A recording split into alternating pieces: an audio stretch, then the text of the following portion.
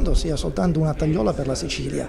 Non è uno sblocca Italia, ma diremo è una trappola per la Sicilia, perché se da un lato dice che intende accelerare la spesa, di fatto sta soltanto sottraendo soldi e risorse alla Sicilia.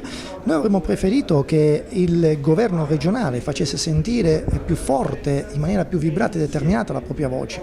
Invece, come al solito, Crocetta è stato assente nel Consiglio dei Ministri laddove si discutevano affari regionali siciliani.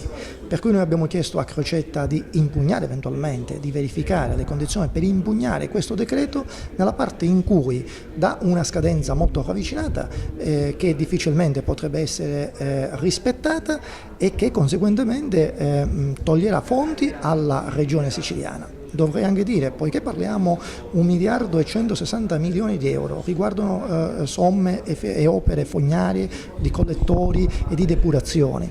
Era la grande riforma che avrebbe dovuto fare Crocetta degli ATO idrici, che gestivano tutta questa massa finanziaria in Sicilia.